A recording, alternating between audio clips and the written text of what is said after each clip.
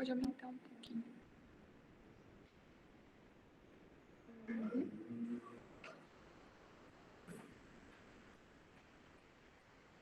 Então vamos começar o nosso estudo. E a Maria Clara vai fazer a oração inicial hoje. Essa coisinha pequenininha aqui.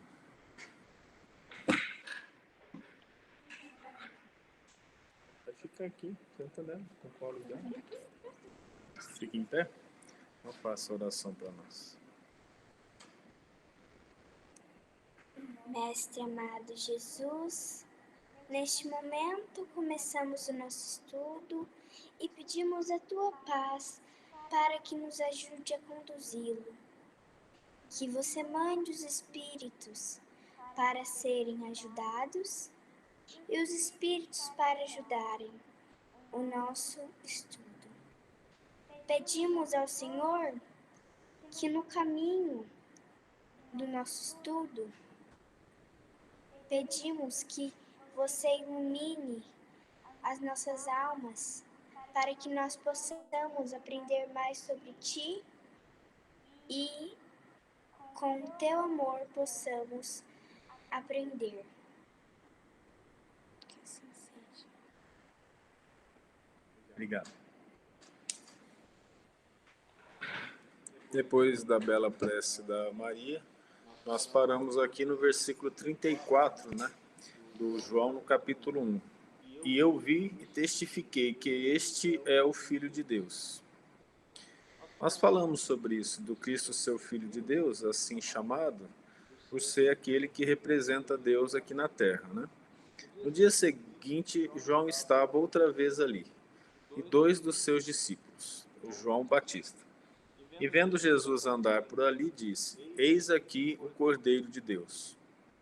Eles estavam no mesmo lugar. A região que eles ficavam ali, perto do Rio Jordão, é a região onde estava Cafarnaum, Betsaida, que Jesus ficou a maior parte do tempo. Cafarnaum era a cidade do lado do lago em que eles pescavam e onde Pedro morava. Eles habitavam a casa de Pedro. Pedro era o único casado, não único não, mas ele era casado. Parece que Tiago também era casado. E eles habitavam a casa do Pedro porque a gente tem na narração de Lucas e de Mateus, aí eu me lembro de Lucas, que fala que a sogra do Pedro estava doente. Eles chegaram em casa e Jesus chegou e curou a sogra de Pedro e ela atendia e servia a todos, estava escrito lá. Então nós sabemos que estava lá. Depois nós temos o caso do paralítico, que foi colocado no telhado da casa para Jesus curar. Também era a casa de Pedro, pelo que nós sabemos. Então Cristo habitava ali. Pelo livro Jesus no Lar, do Neio Lúcio, da psicografia de Chico Xavier, ele conta 50 lições em que o Cristo iniciou o evangelho no lar, na casa de Simão Pedro. Então, à noite, eles sentavam, abriam as escrituras, faziam a leitura, os apóstolos, os discípulos que estavam lá comentavam, perguntavam, e Jesus explicava contando histórias ou explicando as parábolas.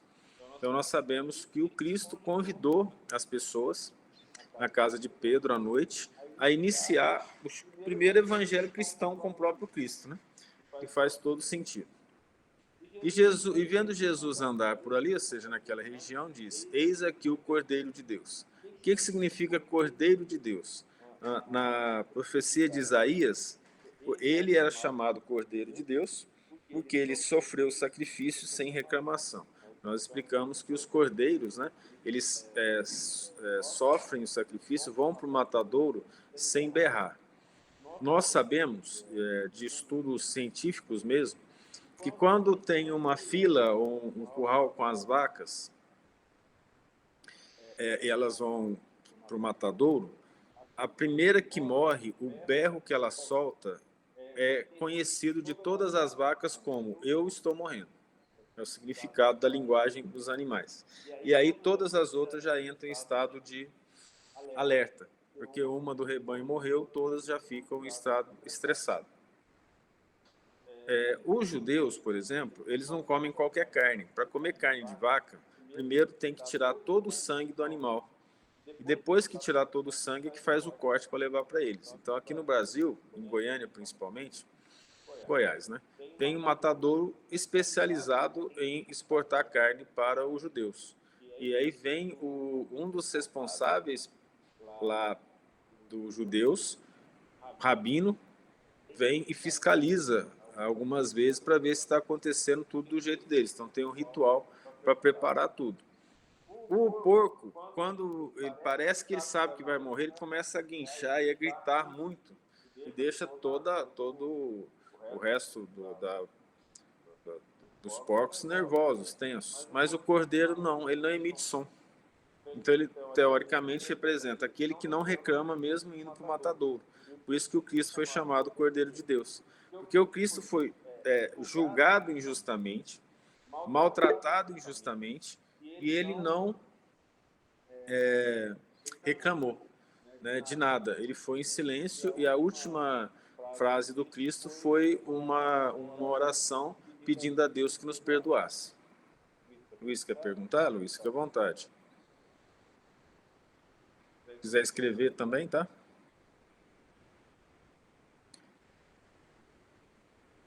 E os 2 discípulos ouviram-no dizer isso e seguiram Jesus. Porque os discípulos de João sabiam que aquele que é chamado Cordeiro de Deus era o Cristo. E deixou e foi seguir Jesus. Ainda bem que João era humilde, né?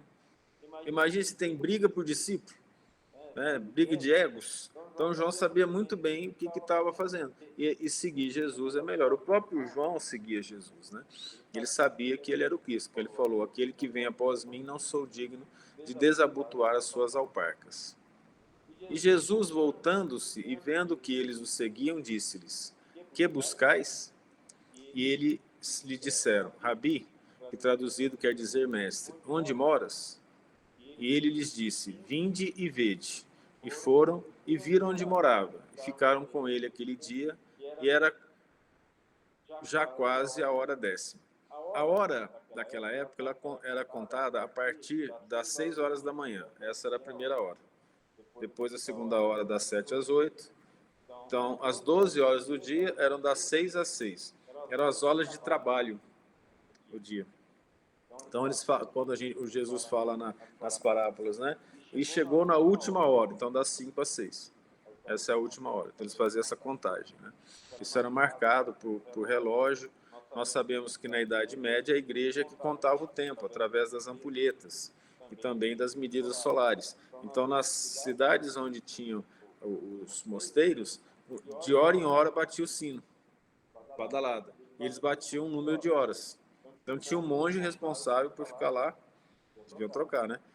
E ficava badalando o sino na hora correta. Então, a igreja que marcava a hora. Naquela época, a hora era marcada em relação ao trabalho que deveria ser feito, né?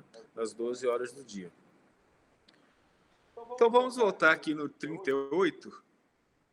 E Jesus pergunta: que buscais? Para os discípulos de João.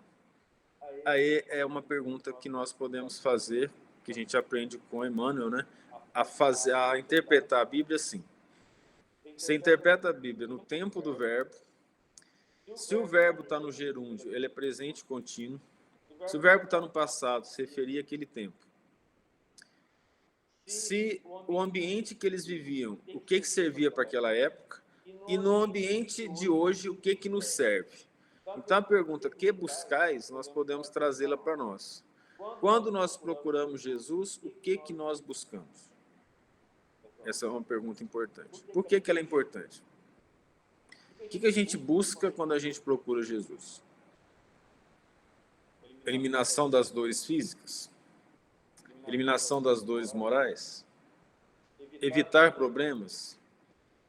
Conseguir a felicidade aqui na Terra? Conseguir dinheiro? Ter posses? Porque os judeus, eles procuravam Deus para as posses e poder. Vocês sabem disso.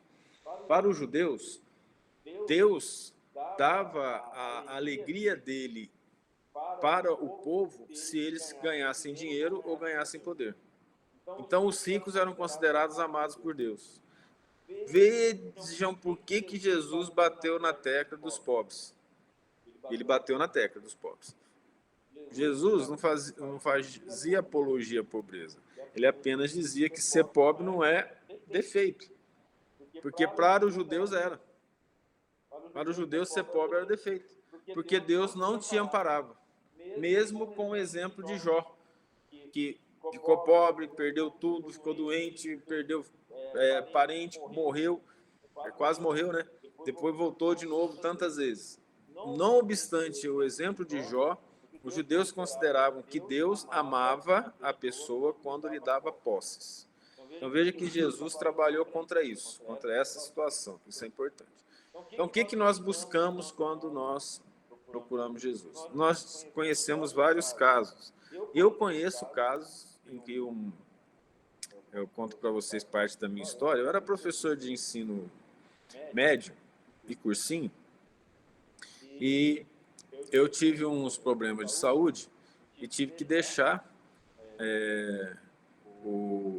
as aulas. Eu fiquei durante quase 6 meses pago pelo INSS. Diminuiu muito, né, aquilo que a gente recebia por mês, e logo depois eu fui aprovado no concurso da Federal. Um dos meus alunos, era evangélico, e ainda é hoje, chegou para mim e falou assim: tá vendo esse negócio de espiritismo? Porque se é espírita, Deus está te punindo. Então você está perdendo, você tinha uma vida boa, agora você tem uma vida ruim. Ele falou isso para mim. E aí deu para entender na conversa dele que ele estava falando que Deus ajuda financeiramente aqueles que ele ama, que ele ama. E eu falei para ele: mas e Jó? Deus não amava Jó? Jó era um profeta. Aí ele não conseguia responder, né? Muitas vezes é interessante isso. Os amigos evangélicos, quando conversam com a gente, eles acham que a gente não conhece a Bíblia. Mas a gente lia e nós perguntamos, ele não sabia responder, ficou meio bravo. É interessante que eu passei no concurso, eu morava em Montes Claros, fui para Goiânia. Estava morando em Goiânia e um ano depois já estava tudo bem, já tinha entrado na universidade e ele foi lá em casa para fazer estágio, foi fazer mestrado comigo. Aí chegou lá, já estava tudo bem, eu lembrei e falei assim: aí, você acha que Deus me ama agora? Porque a coisa já melhorou, né? Um pouquinho de vida, né? Aí ele olhou assim, assustado: não, Deus ama, mas ele te puniu porque você perdeu as coisas. Eu também, assim, sou meio complicado com essas coisas. Uma vez ele foi no centro espírita comigo para ver como é que era, mas o pastor falou que era coisa do capeta. Ele entrou tremendo, ele entrava assim, tremendo, dizendo que estava pedindo ajuda a Deus, e quando foi receber o passe, ele orou desesperadamente para que nenhum espírito ruim entrasse nele, sabe? E aí, na volta, ele foi falando: eu não sabia que era assim. Para mim, lá baixava espírito, o pessoal brigava, e era eu falei: mas, amigo, é Jesus, eu estou no espírito, é Jesus. Expliquei para ele, né? Aí ele começou a citar algumas coisas da Bíblia. Eu falei: você acredita bem na Bíblia? A sua interpretação é séria? Ele falou: Você já olhou alguma moça com mau olhar, desejando essa moça? Ele: já, por quê? Eu falei: então arranca o seu olho, meu filho. Tem que arrancar o olho e jogar fora, então você já devia estar cego. Não, mas aí a interpretação é outra. Então, para uma coisa que te interessa, a interpretação é uma. Para outra coisa, a interpretação é outra. Então, é claro que a letra mata e o espírito vivifica, mas não é quando nos interessa. Então, veja bem, se você já mentiu, a sua igreja ensina que você vai para o inferno. Você já mentiu? Não, eu já menti, mas eu já paguei. Como é que você paga? Não, o pastor coloca a gente num banco durante 2 semanas. Então, está todo mundo assistindo ao culto e a gente fica no banco pagando a penitência. Tá, a sua igreja é assim. Então quer dizer que o pastor coloca lá, você não vai para o inferno mais. Não, mas o padre, quando absolve o pecado, não serve. Aí ele não sabia responder, né? Então são questões assim que a gente não pensa muito, não usa o raciocínio lógico, porque a gente tende a pensar naquilo que nos interessa. Entenda agora a profundidade. Que buscais? Então o que esse rapaz há muito tempo estava fazendo na igreja? O que ele estava buscando? Conversando com ele mais abertamente, era um amigo, mas a gente conversava sobre religião. Eu percebi que a igreja foi muito importante para ele. Ele perdeu o pai novo, o pastor, que era amigo da família, ajudou muito a família, e ele foi aquele menino que foi ajudado e cuidado na igreja desde cedo. Então, para ele, a igreja era acolhimento, ajuda. Então, ele não queria pensar sobre as escrituras. Aquilo para ele era a família dele. Isso é importante. né? Mas é claro que, tendo a oportunidade, a gente faz pensar um pouquinho.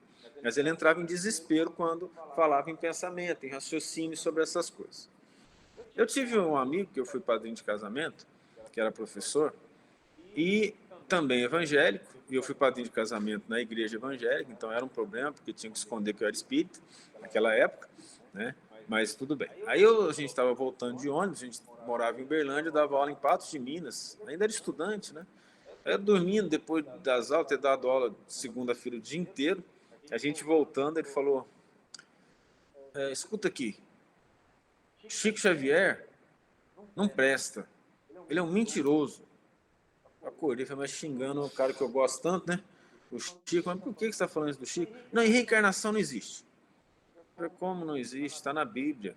Como está na Bíblia? Onde está na Bíblia? Eu falei, você acha que os apóstolos mentiram? Ele falou, não.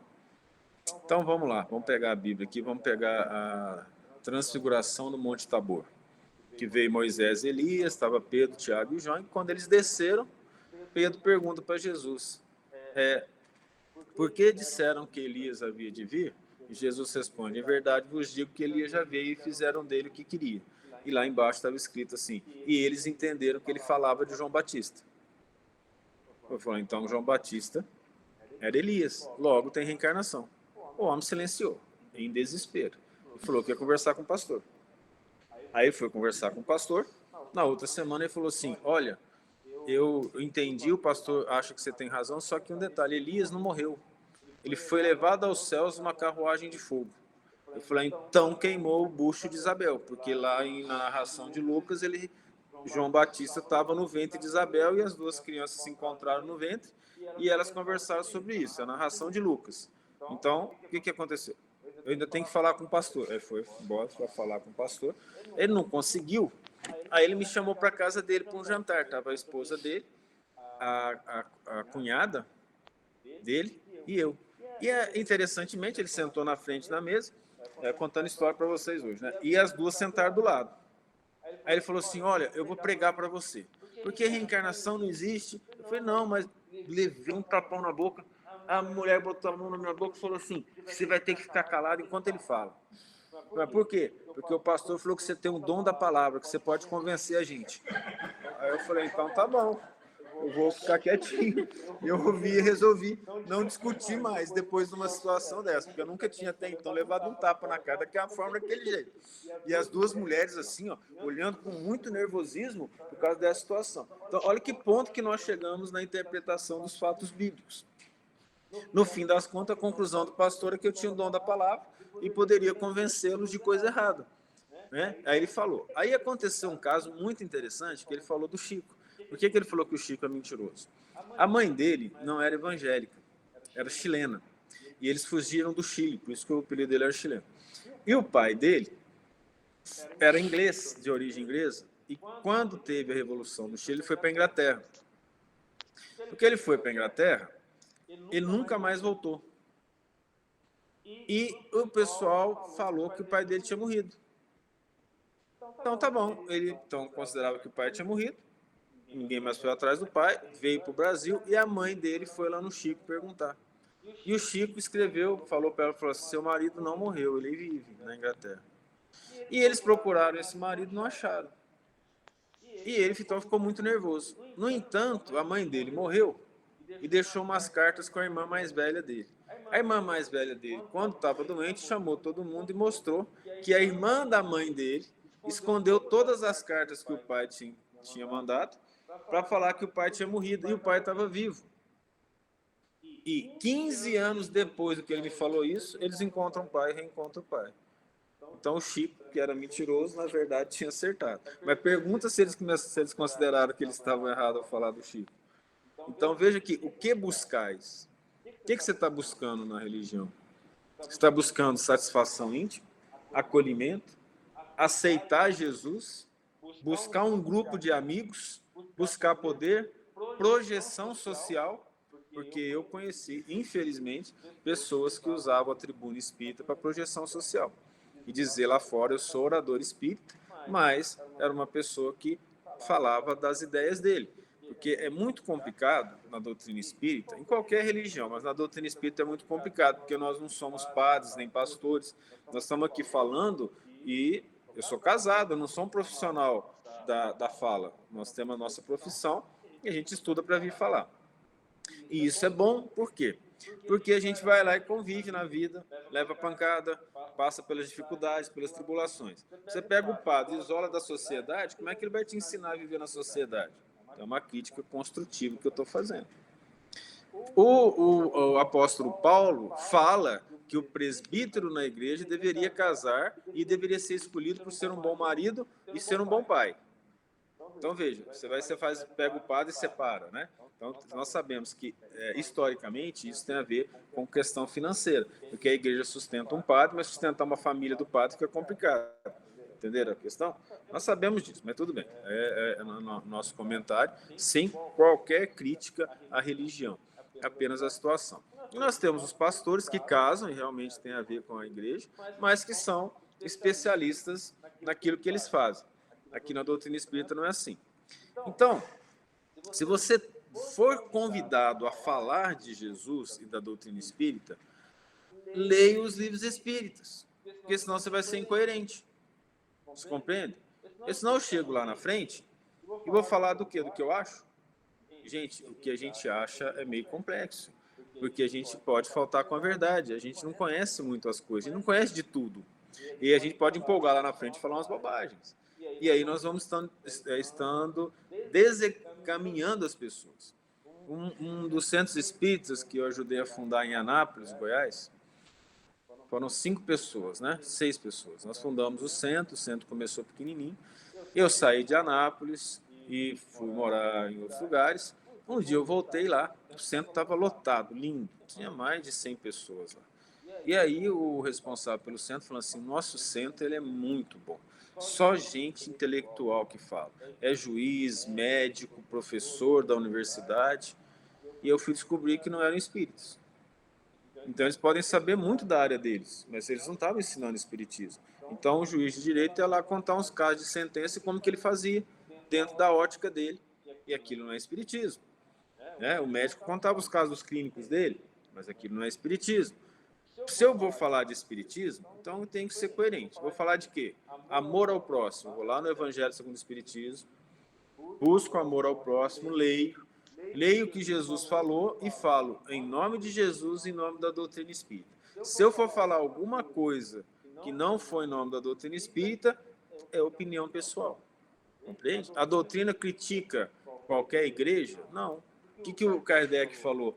Não importa a religião. Está escrito no Evangelho segundo o Espiritismo.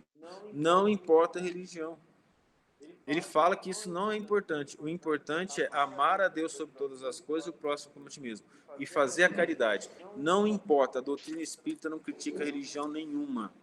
Então, no que eu falei sobre o padre, esses dados históricos, é opinião minha.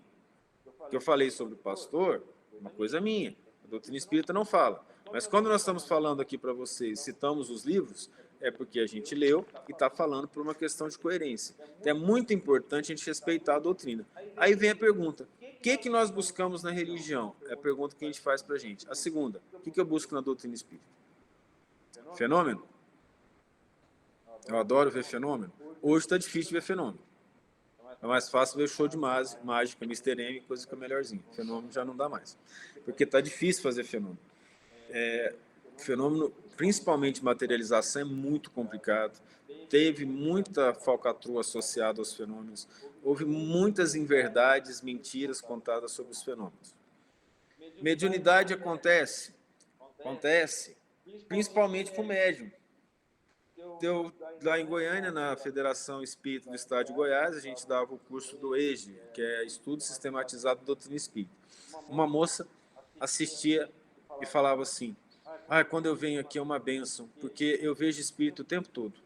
Eu já quase morri tentando salvar um espírito que estava sendo atropelado, mas não sabia que era espírito, e ela foi para cima do carro. O pessoal achou que era doido. Então ela era internada várias vezes, como esquizofrênica.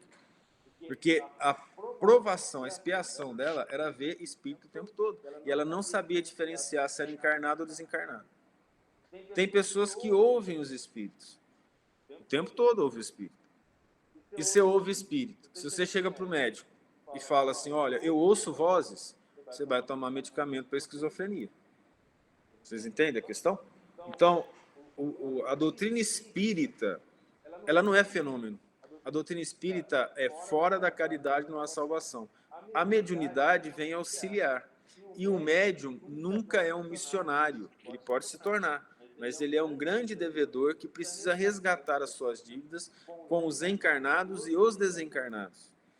O que eu busquei na doutrina espírita quando eu tinha 8 anos de idade? Uma alegria imensa de poder ouvir de Jesus. Eu era menino, eu queria subir num poste e contar para o mundo que eu tinha encontrado algo que tinha enchido meu coração. E durante muitos anos, eu busquei na doutrina espírita satisfação intelectual.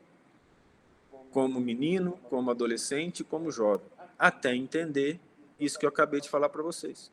Então, isso que eu estou falando para vocês veio na experiência, na pancada. Doutrina espírita é amor. A parte intelectual, ela enche o nosso coração também. Você vai ler, como o Wilson tinha falado, né, que ele quer comprar o A Caminho da Luz, você vai ver que maravilha que é a história da Terra, desde quando ela foi formada, vai passando pelas civilizações até chegar ali na Idade Moderna, ele contando o que os espíritos fizeram. Maravilhoso ler aquilo. Aí eu li aquilo, quando eu era menino, eu era o melhor aluno de história, porque ali tem coisas de história. Então a professora de história adorava, porque eu contava as coisas para ela, ela falava, nossa, que lindo. E aí eu gostava de ler história, aquilo me fez o melhor estudante. Aí você vai ler os livros do Allan Kardec. Allan Kardec é um filósofo, um cientista. A maneira que ele escreve é uma maneira didática e inteligente. Então eu aprendi a pensar em ciência com Allan Kardec.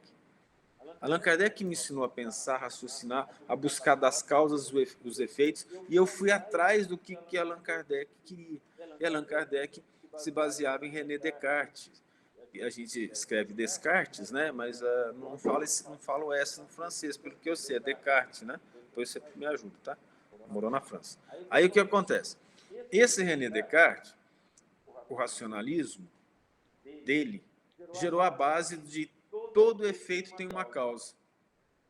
A lei de causa e efeito. E ele criou o racionalismo. Ele sonhou que alguém semelhante a Jesus, ele chamou Jesus, disse para ele, você precisa colocar razão, racionalidade nas ciências. Ele, então, falou assim, se tudo está duvidoso, então eu vou duvidar de tudo. E sobra só uma coisa, eu estou pensando, logo eu existo. Entenderam a questão? Eu não sou o criador, eu sou criatura, logo existe um Deus. Entenderam a questão? Então, isso foi uma busca que ele fez, que deu as bases para que a França recebesse Allan Kardec depois, e que a doutrina espírita tivesse toda essa base científica. Então, eu, durante um tempo, eu busquei uma alegria imensa, e busquei satisfação intelectual e fui atrás da filosofia, estudei história. Eu adorava estudar filosofia por causa do Allan Kardec. O Allan Kardec, na verdade, foi meu professor desde menino, através dos livros dele. Aí depois você pega o Chico. O Chico é simples, ele tinha até a 4ª série, gente. Ele é um gênio, só que ele não precisava ser gênio. O ser mais inteligente que abortou na Terra chama-se Jesus Cristo. Jesus Cristo, a inteligência dele superava qualquer cientista, qualquer ser da Terra. Mas ele preferiu ensinar o amor. Porque a inteligência sozinha, ela nos traz felicidade? Essa pergunta que eu sempre faço. Napoleão Bonaparte era inteligente? Era, mas era bondoso? Era feliz? Hitler era inteligente? Muito, mas era feliz? Cientistas que fizeram a bomba atômica, cientistas que nós não estamos julgando, tá? Porque pela necessidade. Mas teve um cientista alemão que ele ganhou o prêmio Nobel e os outros cientistas não o cumprimentaram, porque ele fez o gás, o cianeto de hidrogênio, que foi o gás mortífero utilizado na Segunda Guerra. Só que ele descobriu isso buscando adubo para fertilizar o solo. Então foi uma descoberta sem querer. Mas veja o que eu estou dizendo. Quem falou que a intelectualidade traz felicidade? Mas nós podemos ter certeza que os apóstolos eram felizes mesmo sofrendo, que o Cristo era feliz. Nós temos certeza que São Francisco de Assis era feliz. Eles eram bobos? Não, mas eles sabem que o amor supera a inteligência no quesito viver. Então, Cristo nos trouxe o caminho da felicidade, que não é intelectualidade. Não é que ela não precisa ser desenvolvida. No nosso livro Evangelho segundo o Espiritismo, o Espírito Verdade fala assim: espíritas, amai-vos, eis o primeiro mandamento. Instruí-vos, eis o segundo. Ele colocou prioridade. Um espírito fala assim no Evangelho segundo o Espiritismo: aquele que ama está sempre à frente do que aquele que simplesmente sabe. Por que eu contei tudo isso? Vocês viram quantos anos de espiritismo eu passei para o lado errado? Procurando o instruí-vos mais do que o amai-vos. Compreende? Então, a pergunta que eu fiz para mim, eu estou respondendo para vocês. Depois, as pancadas da vida foram mostrando que é melhor amar, melhor ser uma pessoa mais amena, mais empática. E o conhecimento não traz felicidade sozinha, precisa associar a ele o tempero do amor para que a gente faça caridade. Então, hoje é o que eu busco. E a gente tem que pensar dentro de nós. Para que a doutrina espírita serve para mim? O que eu busco nela? Ser uma pessoa melhor? Hoje eu falei para uma pessoa que a psicologia parte do pressuposto que o ser humano é um ser em transformação, que ele pode mudar sempre. Vocês concordam? Tem que concordar, porque se a psicologia fala que o ser humano não transforma, eles perdem emprego. Como é que você vai fazer psicoterapia se o indivíduo não muda? Eles se apegaram nesse ponto. É um ponto real, verdadeiro. A pessoa é capaz de se transformar, ela é capaz de mudar. E nós somos capazes de mudar. O quanto que aquilo que mudou na nossa cabeça, no nosso sentimento, mudou as nossas ações? Aí é outra pergunta. Então, o que a doutrina espírita está fazendo por mim? O contrário. O que eu estou fazendo para trabalhar para Jesus? É a pergunta correta. O que eu estou fazendo da minha parte? Ela penetrou o meu coração ou mais o meu cérebro? O que ela me instiga? A doutrina de Jesus, que é a doutrina espírita, a doutrina de Jesus, mas você pode ser católico, evangélico, budista, o que for, não importa.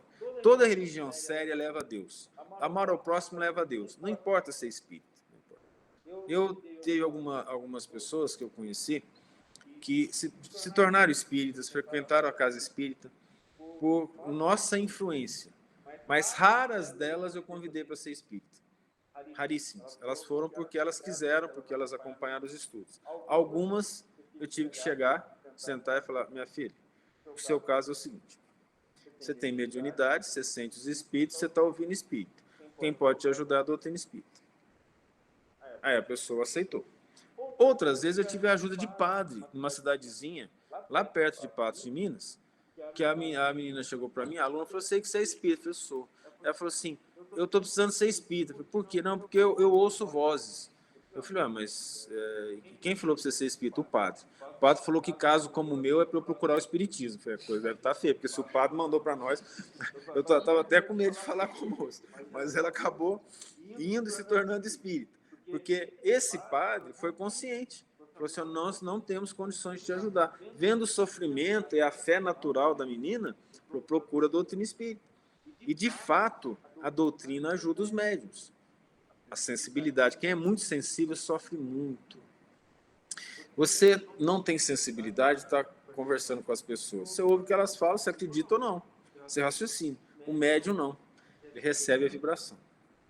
No que ele recebe a vibração, a pessoa pode estar sorrindo na sua frente e o médium está recebendo a vibração que ele é mau. E que ele quer o mal dela.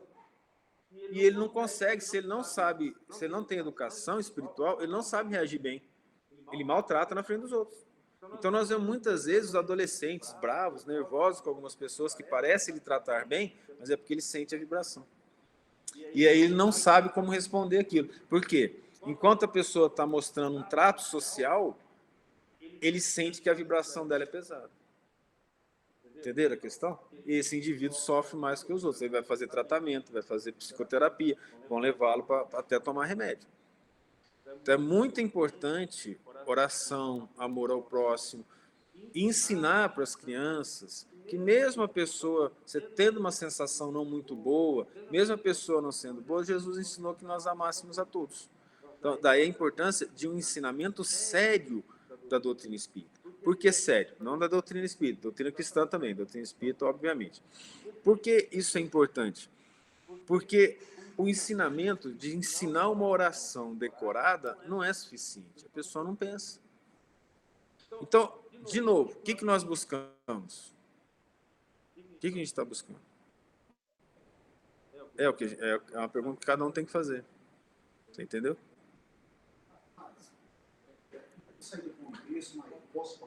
Fica à vontade.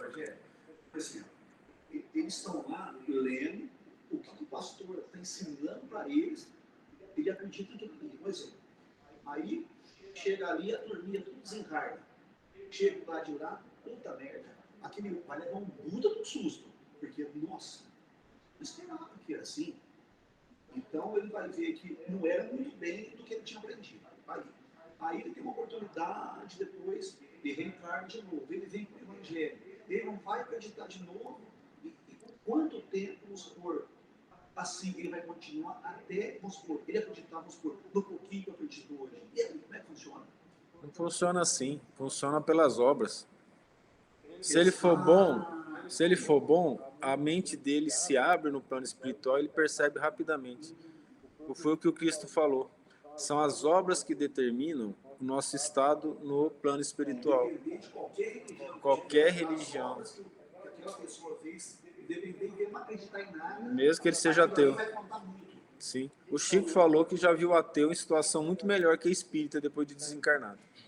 Porque fazia o bem naturalmente. Você entende? A questão é a obra. E sobre essa situação, a sogra daquele rapaz que a mulher ficou me segurando a minha boca, eu cheguei para ela um dia e falei assim, a senhora é a única do pessoal aqui que não quer me transformar em evangélico. Ela falou assim, Thales, eu vejo seu coração, eu acho que você é uma boa pessoa. Se for para você se tornar evangélico, é Deus que vai decidir, não é a gente. Ela é uma evangélica. Olha a sabedoria dela.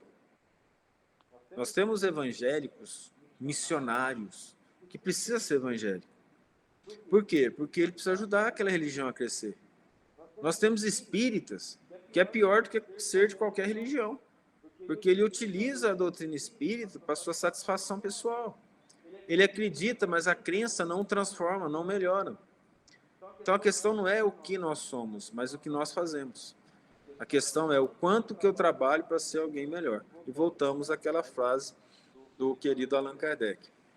Reconhece-se o verdadeiro cristão e o verdadeiro espírita, que são a mesma coisa, pela sua transformação moral e pelos esforços que faz para vencer suas más inclinações.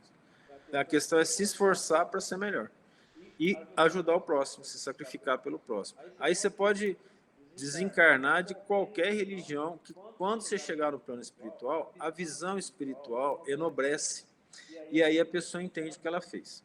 Vamos pegar um caso do Dom Evaristo Arne, você já ouviu falar dele, que desencarnou? Ele mandou uma mensagem na União Espírita Mineira. E ele mandou mensagem para os católicos. E aí o médico perguntou para ele, falou assim, mas você é católico? Agora você desencarnou, viu a realidade, você é espírita? Não, agora eu sou um católico que acredita em reencarnação. Porque eu amo a doutrina católica, ela está cheia de virtudes, cheia de coisas boas, e o meu trabalho é com o catolicismo. Então eu estou mandando essa lição para os meus irmãos católicos. Mas o fato de eu ser católico não me impede de acreditar em reencarnação. Um dia o catolicismo vai acreditar na reencarnação, porque vai ser óbvio. Porque, como eu falei para vocês, eu tenho artigos científicos publicados em revistas respeitadas, em que o pesquisador ateu conclui que a única explicação da criança lembrar a língua que ela tinha, era que ela estava falando, que ninguém ensinou para ela, numa aldeia que não tinha nem internet, é que ela tinha vivido outra vida e lembrava da outra vida. Eu falei para vocês, eu acho que eu comentei, há uns 2 meses atrás, nos Estados Unidos, eles estavam comentando 20 anos da comprovação científica da reencarnação. Mas você fala, ninguém acredita. As pessoas não querem acreditar. Você pode mostrar e as pessoas não acreditam. Nós vamos lembrar da parábola de Jesus, do Lázaro, lembra? Do mendigo, que vivia na casa do rico e comia os restos. Aí Lázaro morreu, foi para o céu, e o rico morreu, foi para o inferno. Aí o rico olha para cima e fala para o pai Abraão, manda Lázaro para avisar meus irmãos que eu estava errado. Ele falou, mas nem que um dos profetas voltasse. Porque é assim, quem não quer enxergar, não enxerga. Aí não independe da religião. Então, por exemplo, a reencarnação, ela está com comprovação científica? Sim. Todo mundo segue a ciência? Todo mundo acredita no que a ciência fala? Nós tivemos o exemplo agora na Covid, né? Durante a pandemia. Passaram a desacreditar na vacina que tirou as doenças aqui do país, a ponto dos pais da nova geração não levarem os filhos para vacinar e ter retornado sarampo, cachumba, porque ele não vacinava os filhos porque achou que não precisava. Aí as doenças acabaram retornando. Então veja que situação. A ciência diz, é comprovado, é um estudo sério, mas as pessoas não acreditam nem na ciência. A questão é liberar a mente para acreditar nas coisas, pensar sobre as coisas. A gente pensa em tudo que a gente faz? Não pensa. A gente não analisa as coisas. Nós estamos cheios de preconceitos e nós não paramos para analisar os preconceitos. Pode falar, fica à vontade. Você falou do Bispo de São Paulo uma coisa, eu ouvi em outro lugar uma coisa até meia. Eu falei, nossa, não é possível, gente. Um padre que fundou a Canção Nova falar isso. A raiva que tinha do Espiritismo. Todos os espíritas tinham que ser queimados. E só faltou sair da boca dele que todos os espíritos deviam ter morrido, certo? Ele é o fundador da Canção Nova. Se a gente falar nova, não vai ter problema. Ele já se encarnou. O Padre Jonas, quando eu ouvi aquilo ali, eu não acreditei, Darius. A birra, a raiva que tem quando fala o nome espírito do Espiritismo. Mas você acredita na raiva que eles tiveram de um jovem que curava os outros, ensinava o amor e eles assassinaram? Que foi Jesus Cristo? Então, até hoje é assim. No livro Renúncia, Emmanuel fala que os seres humanos têm uma raiva muito grande de quem está ligado a Jesus, está ligado ao Cristo. Sofre perseguições naturais, mas sofre. Basta você se ligar a Jesus, começar a trabalhar pelo bem e as perseguições vêm. Por quê? Por causa da imensa quantidade de obsessores que trabalham contra Jesus, porque eles querem os sentidos da terra e eles querem as pessoas para poder, eles desencarnados, utilizarem essas pessoas para satisfação dos desejos deles. Então, essas pessoas são médiums, só que são médiums torturados, doentes, que ouvem os espíritos das trevas achando que são eles. E esses espíritos dão uma certeza muito grande do que eles falam.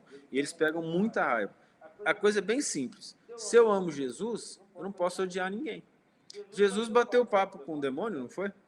O demônio tentando. Na boa, Jesus não xingou o demônio, não jogou na cara do demônio um tanto de coisa, apenas respondeu em paz. Jesus conversou com os endemoniados caridosamente, expulsou os demônios, mas tratou com amor. Você compreende? Deus mandou amar o próximo. Se o capeta estiver do meu lado, ele é meu próximo. Você entende a questão? Então, a interpretação, aquilo que a gente estava falando, você acabou de me dar um exemplo daquilo que nós acabamos de falar. Nós não pensamos direito nas coisas. Nós falamos que amamos, mas nós amamos o que a gente quer. Se a pessoa pisa no nosso calo, já não dá para amar mais. Né? Eu busco as pessoas para conviver, aquelas que aceitam as minhas ideias. Quem não aceita não me interessa. Eu falo que aquela pessoa é má. Não foi assim que a humanidade fez o tempo todo? O que a igreja fez quem não acreditava nela? Fez as cruzadas e foi lá matar os outros. E depois, dentro, quem fazia algo diferente era queimado. Eram os médiuns da época. Aí nós vamos ver Pedro, Paulo, o próprio Cristo ia ser queimado na Idade Média, porque eles viam espírito, Maria, mãe de Jesus também, porque o anjo falou com ela. Então você imagina na Idade Média uma jovem fala assim, olha, o espírito falou comigo, foi um anjo. Anjo, heresia, queima. Então, nós temos, por isso que a vez passada eu falei, a humanidade é boa? Ainda não. Nós temos que tentar ser o máximo que nós pudermos, para que a humanidade se torne boa, porque nós fazemos parte dela. Então, essa luta ela é muito grande. Nós encontramos ao nosso redor o egoísmo, o orgulho, a prepotência descaradas. Pessoas interessadas só em si mesmas. Elas não pensam nos outros. Nós vemos pais egoístas, pais orgulhosos, pais maltratando filhos. Nós vemos pais abandonando filhos, abandonando de forma direta, ou a sociedade, quando acusa, então ele abandona de forma indireta, deixa com um, vai embora. Não assume a responsabilidade de educar. E eu falo que ser mãe Por isso que as mulheres evoluem mais rápido. Ser mãe é uma benção. A pessoa escolheu ser mãe, ela já escolheu não ser tão egoísta, porque o corpo dela vai mudar, ela já não pode mais cuidar de si mesma como antes. Quando a criança nasce, então, ela já não pode pensar em comer primeiro, ela tem que pensar na criança primeiro, a noite dela já não é uma noite simples, então a mãe tem a maior chance de agir na caridade e amar o próximo. E quando ela consegue, então, olhar todos os outros filhos como se fosse filho dela? Veja a bênção que é a família. Se não fosse a família, nossa situação ia estar pior. Se não fosse o amor, mesmo que seja preconceituoso dos pais, das mães com os filhos, nós estaríamos em situação pior. Por isso que a família é uma instituição divina e bendita, que nós precisamos valorizar. Então, nós valorizamos muito as mulheres que querem ser mães, as pessoas que querem montar família, as pessoas que querem trazer os espíritos para a Terra. Você imagina se todas as mulheres do mundo resolverem não ser mãe mais? O que vai acontecer com a humanidade? Não tem mais filho. Não temos mais criança. Você compreende? E não é só trazer a criança, é cuidar até um tempo. Né? Falar, tem gasto financeiro, ok, mas e o gasto emocional? Quanto que é bonito depois você ver a pessoa que você ensinou a amar o próximo, crescer para Jesus, se tratar com amor, com carinho. Esse é um trabalho duro, difícil, que requer meditação, pensamento. De novo, nós voltamos. O que nós estamos buscando? A doutrina espírita está me transformando? Está fazendo de mim uma pessoa melhor? Eu estou aproveitando tudo que ela está me dando? Compreende? Então veja que essa pergunta ela é fundamental e ela é real. E nós precisamos ficar nela. E nós precisamos ter coragem de olhar para a gente e falar assim, o que nós estamos buscando? O que é Jesus para nós? É alguém para eu falar para a sociedade que eu tenho uma religião? Só? Ou aquilo está me transformando? Eu medito sobre o que Jesus ensinou? Faz sentido eu falar que eu sou discípulo de um mestre que eu não sei o que ele falou? Eu perguntava nas salas de aula, assim, quem aqui é cristão? Aí eles levantavam a mão. Quem aqui já leu a Bíblia? Um ou outro só. Mas você é cristão, mas você não sabe o que Cristo quer. Esquisito, né? Mas se eu estou buscando, eu não vou ler de uma hora para outra. Eu vou lendo. É igual a gente chama atenção. Eu sou espírita? Sou. Você já leu os livros da codificação? Não. Bom, então é melhor ler, porque ser espírita, tudo bem, é um sentimento. Mas para você ser coerente, tem que começar lá no Livro dos Espíritos, 18 de abril de 1857. Livro dos Espíritos, 1019 perguntas e respostas. Segundo livro, Livro dos Médios. Terceiro livro que a gente nunca lê, sem ficar abrindo. Aí um está viciado, os espíritos não aguentam mais mexer os nossos dedos para ver se sai um pouquinho daquele meio do Evangelho segundo o Espiritismo. Né? A gente não lê. Por exemplo, para mim, uma das lições mais belas do Evangelho segundo o Espiritismo é a última lição do capítulo 27, a alegria da prece de Santo Agostinho. Mas quase ninguém leu. Quando eu leio aquilo para as pessoas ficam assustadas. Falam, nossa, mas está no Evangelho? Tá, mas ninguém leu, ué. O Evangelho também é para ser estudado, começo ao fim. Acabou? Céu e inferno. Acabou? A Gênesis. Compreende? O que significa isso? Então, eu estou aprendendo sobre doutrina espírita. Mas eu li uma vez, eu já aprendi o suficiente, a densidade do Livro dos Espíritos. Não dá. Então, eu adoro estudar. Eu fico lendo os livros assim, ó. Acaba, eu volto no começo de novo. Acaba, eu volto no começo de novo. Acaba, eu volto no começo de novo. Eu tenho feito isso já há mais de 20 anos. Acaba, eu volto no começo. Acaba, eu volto no começo. Para quê? Para aprender um pouco. Aí você vai falar, nossa, que bonito, você vai para o céu. Se eu não for melhor, não adianta nada. Eu vou chegar lá no umbral e ficar recitando pergunta e resposta do Livro dos Espíritos. Não vai adiantar nada. Eu não vou ser melhor. Eu posso chegar com um intelecto gigante no plano espiritual, mas se as minhas ações não forem de sacrifício de amor ao próximo, eu vou para um lugar ruim. Eu vou. Ou vocês acham que o Hitler, por ser inteligente, foi para o céu? É algo para a gente pensar. Eu não acho que só por ser médio a gente não tem um cérebro muito normal, né? Mas na nossa vida de professor aconteceram uns casos, né? Eu te pedi para um aluno sair da sala, eu virei as costas e jogou o papelzinho na cabeça do outro. Naquela época podia, né? O professor tem ouro na nuca, né? No que eu virei assim, eu já vi e falei, eu era bravo, já obedeci, já saiu.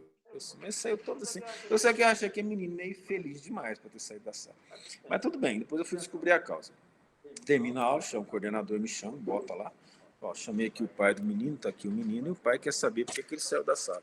Eu falei, ele saiu da sala porque jogou o papel na cabeça de uma criança. Ele falou assim, mas meu filho é muito inteligente. Aí foi a mesma raciocínio que eu faço aqui para vocês, eu fiz para o pai. Falei, Hitler e Napoleão também, mas não eram boas pessoas. Eu estou ali porque eu preciso trabalhar, ele está atrapalhando o meu serviço. Eu gostaria que alguém atrapalhasse o serviço do senhor?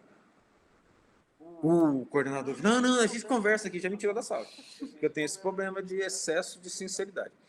Né? E aí, não, tá bom, a gente conversa. Tá? Depois o coordenador falou, você é louco? Falei, por quê? Ele está pagando. Eu falei, não, mas você tá confundindo as coisas. Você quer que eu seja babá ou professor? Se o rapaz não tem educação para ficar, ele não vai ficar. E ainda aconselhei, falei, olha, se o seu colégio continuar assim, ele vai fechar. 2 anos depois fechou. Porque os alunos começaram a fazer o que eles queriam. E aluno, se soubesse o que ele quer, ele não estaria estudando. E isso, você fala, nossa, mas você é conservador. Sou. O aluno, o jovem, precisa ser direcionado. Com amor, com carinho e com energia, não com violência. Se não for direcionado, ele se perde. E eu conversei. O dono era meu amigo e falou assim, olha, se você continuar nesse caminho, você não vai conseguir manter a sua escola, porque ninguém vai querer trabalhar. E os próprios alunos, ele é assim, ele quer brincar com o professor, mas depois ele fala que aquele professor que ele brincou não presta porque deixou que ele brincasse com ele. Porque ele sabe que ele está errado, a criança sabe que está errado, o adolescente sabe que está errado. E ele precisa de direcionamento e de energia. Isso, gente, é até um controle da obsessão. Essas crianças estão quase tudo obsediadas. Você precisa direcionar para o bem. Quando você diz não para ela, ela começa a pensar na vida.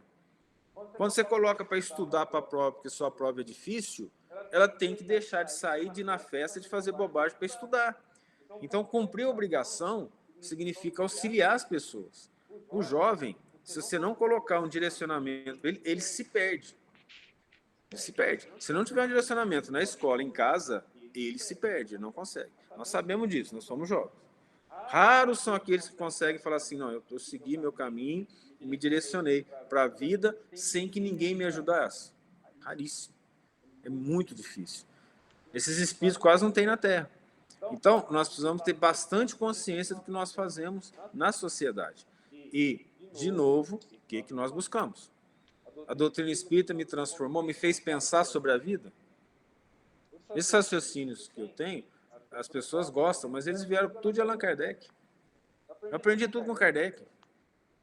Os raciocínios mais óbvios. Eu que entrei na faculdade, eu queria provar a existência de Deus. Os espíritos já me colocaram no lugar certo. Eu lembro que foi no primeiro dia, eu já estava indo para a biblioteca, falei assim, eu vou fazer pesquisa e provar a existência de Deus. O espírito falou, Thales, vai assim não, meu filho, vai estudar. Eu falei, mas não queria provar. Eu falei assim, Deus está provado. As pessoas aqui não querem acreditar. Aí me lembrou do Kardec, lá do Livro dos Espíritos. Como se provar a existência de Deus? Tem um ditado que vos diz, pelo artista se reconhece a obra. Olhar o universo, e você vai ver o artista. Então, a questão não é você querer provar para os outros, olha a bobagem em mim. Cada um acredita se quiser. Já está provado. A pessoa fala, mediunidade não existe. A pessoa é altamente sensível, quase sente o que os outros pensam, e ainda não quer acreditar em mediunidade. Como não acreditar em reencarnação e falar que Deus é justo ao mesmo tempo? A doutrina espírita, ela é transformadora. Ler a doutrina espírita, você aprende muito com ela. Aprende para a vida, aprende para a escola, aprende a ser melhor. Então veja aqui, que buscais? É a pergunta que nós temos que fazer para nós. Não adianta a gente estudar a Bíblia e ler, estudar não, né? Ler aqui, a gente lê João inteiro. Nossa, estudou a Bíblia, estudei. Ah, João é bonito. E o que aquilo fez para te melhorar? Não, eu só li o João. Ah, mas e aí, você melhorou? Ah, não, eu não entendia nada do que falava lá, o João é esquisito. O João é esquisito, né? Aqueles primeiros 15 versículos lá, deixa qualquer um doido. Mas olha o que a doutrina espírita nos traz. Compreensão. Aí nós vamos ser cobrados. Então, se eu faço X coisa de errado, e sou espírita, e outra pessoa faz X coisa de errado e não é espírita, ela vai para um lugar melhor que eu. E quem mais é dado, mais será pedido. É lei. Não tem o que fazer. Então, o espírita não pode ser qualquer um.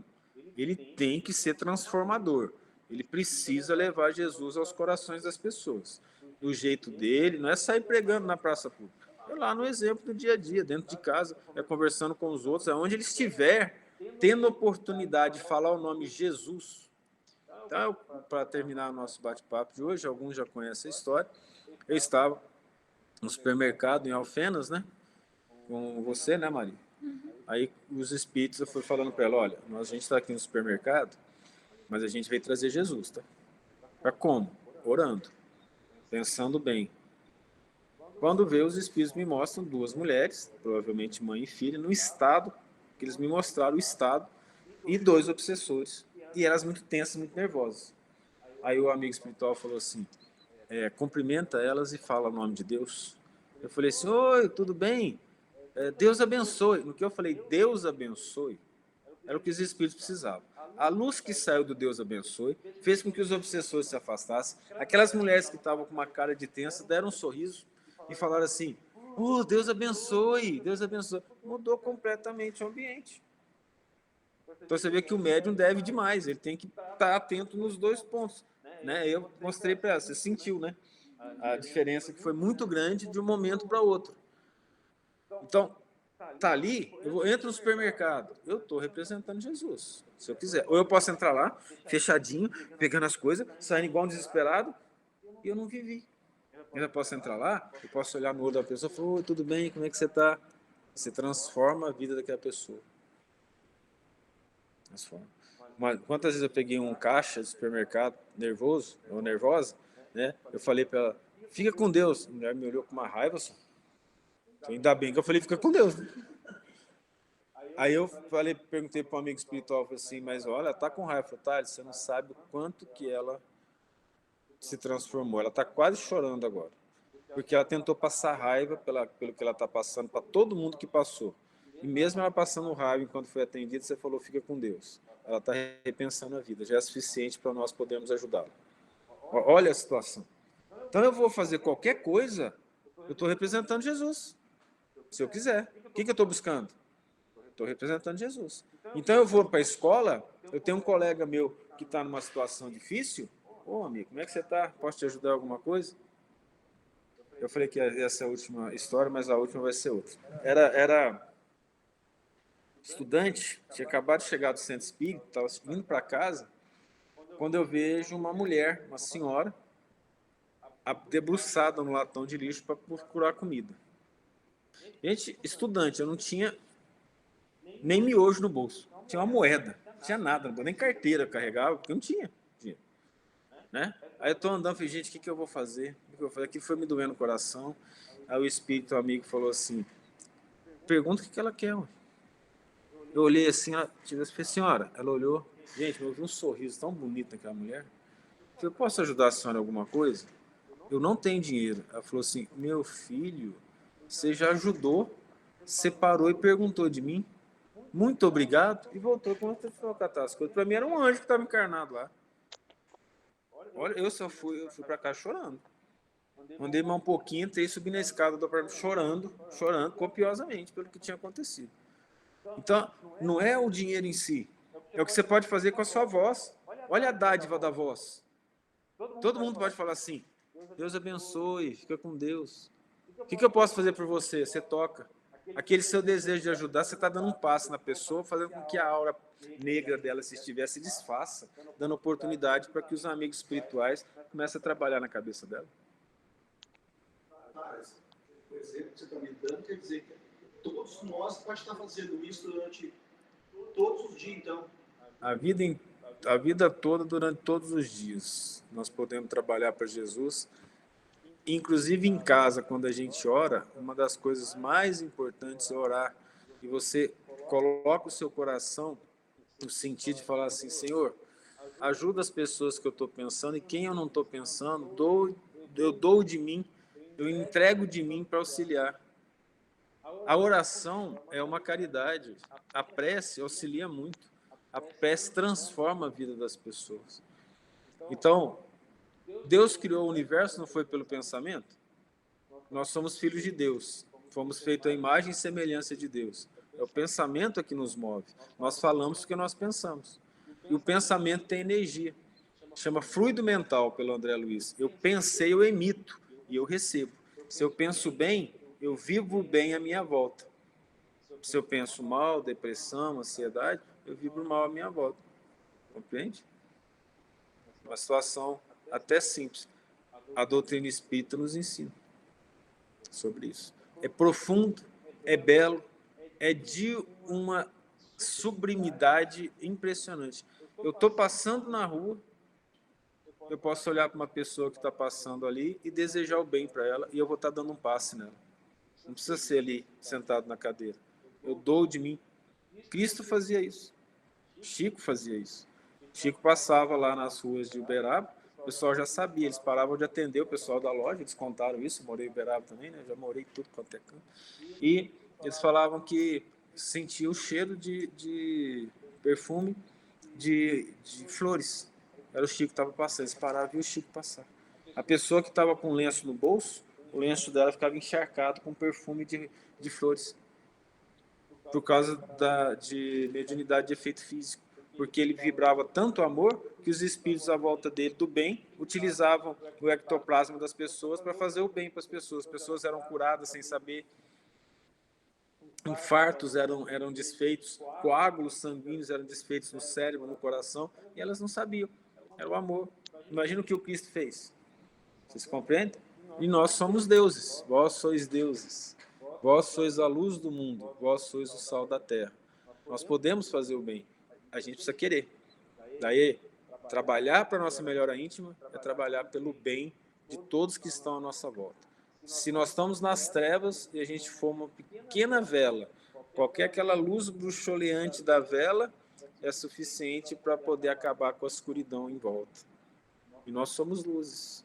Então, a nossa oração, o nosso desejo de fazer o bem, ele já faz o bem, já é ação, porque pensamento é ação para nós espíritas. Ok? Então vamos terminar por aqui e a Maria Tereza vai fazer a prece final para nós.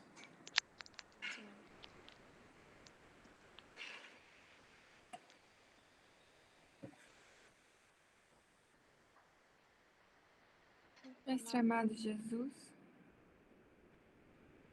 nós pedimos a tua graça e o teu amor, que chegue a todos os nossos corações, e nos envolva em seu manto sagrado de amor e de paz. Nós agradecemos pela bondade com que o Senhor tem nos enlevado, pelos milênios de reencarnação, em que somos direcionados pelos bons espíritos, pelo Senhor, ainda com todas as nossas falhas e imperfeições.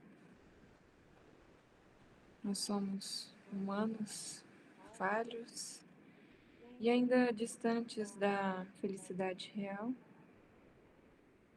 mas hoje sabemos e somos gratos pela bênção de estarmos aqui reunidos em teu nome, aprendendo sobre a sua vida e sobre a sua obra, e sendo convidados mais uma vez, carinhosamente, a partilharmos em amor, em trabalho, da obra que o Senhor criastes para todos nós. Que o nosso amor cresça em bondade, em espírito, que abarque a humanidade toda nas nossas ações e pensamentos. Que nós tenhamos a coragem de analisarmos nós mesmos e buscarmos em nós, trazermos a nossa boa parte em meio a tudo aquilo que nós temos feito dos velhos hábitos, não nos trouxeram até a Deus até agora. Que nós tenhamos a coragem de nos transformar, pois sabemos que o Senhor nos espera e nos chama sempre. Muito obrigada. Tudo de bom, grande abraço a todos, para alguns até sexta, para outros até domingo, para outros até terça, para outros até quinta. Até mais. Tchau.